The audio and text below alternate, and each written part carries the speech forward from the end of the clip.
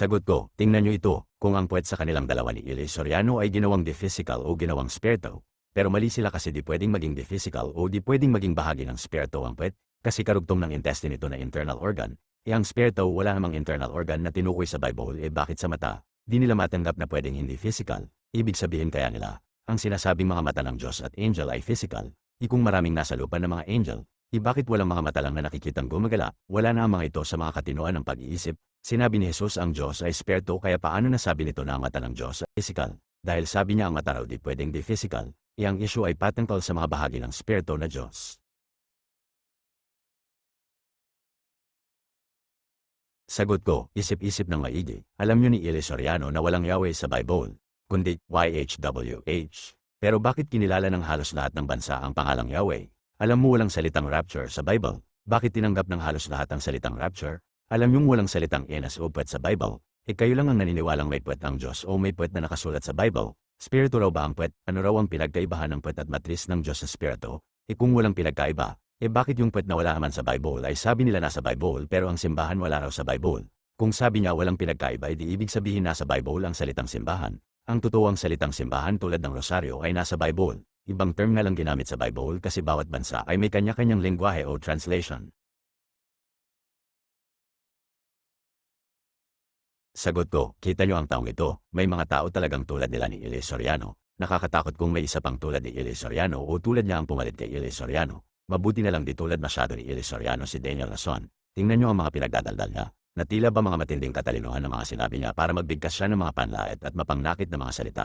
Ang taong ito, sinubukan niyang laitin ang English grammar ko. Pero pinaturo ko ng mali sa grammar ko. Ang tinuro niya ay yung there's na dapat sana there. Kaso pag di mo napansin na nag-auto-select yung keypad, di mo na may edit kung di mo nakita muli. Kaya in-screenshot ko sa kanya yung comment niyang ang daming mali sa spelling, plurality at grammar. At tingnan mo ang Tagalog niya, ang daming mali sa grammar at spelling at sa tense o panahunan. Ito para sa kaalaman mo at sa mga tulad nyo ni Eli Soriano na bigat at sudo. Tulad ng sabi ko, ang mga bansa ay may kanya-kanyang lengguwahe o pronunciation o spelling o translation, kaya ito dapat malaman mo. Una, sabi ni Eli Soriano sugo raw siya ng Diyos at ng mga taga-INCM sugo raw ng Diyos si Felix Manalo. Kita nyo, Pilipino na kayo, di pa kayo maaalam sa paggamit ng tamang kahulugan o ng akmang kahulugan. O sadyang mga walang hiya kayo. Ang salitang sent ay may kahulugang una, inutusan o inatasan pangalawa, sugo. Ito tandaan mo, ang inutusan ay umuukol sa gagawin, at ang naatasan ay pumapatungkol sa posisyon o gagawin, na ito'y tumutukoy sa kung saan ang inutusan o naatasan ay nagmula mismo sa lugar ng nag-utos o nag-assign o hindi. At ang sinugo, ang salitang sinugo ay ang inutusan nagmula mismo sa lugar o nagmula sa kabuuan ng nag-utos kung ipapatungkol kay Jesus. Kasi si Jesus ay ang isipan, mind, ng Diyos. Isa sa sinasabing us, Genesis Kapitulo 3 versikulo 32, Quran, ang anumang sa mind, bigkasan man o hindi ay word. Kaya si Jesus ay tinawag na the Word of God or Word from Him, Quran. At kaya siya tinawag na o tinawag niya ang sarili niya na Amen,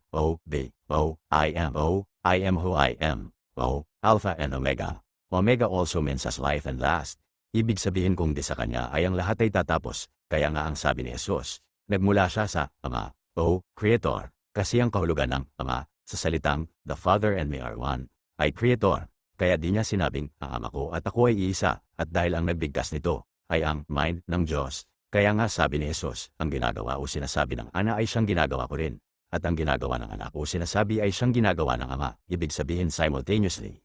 Ngayon ang patungkol sa simbahan, hango nga ito sa salitang sambahan o house of worship, ngunit tulad ng salitang sugo, itong salitang simbahan ay ginawa o inambento rin upang magkaroon ng specification, dahil ang salitang simbahan ay ginawa upang iukol lamang sa house of worship, samantalang ang salitang sambahan ay iniuukol parehas sa house of worship o sa altar o sa anumang lugar na pagsasambahan.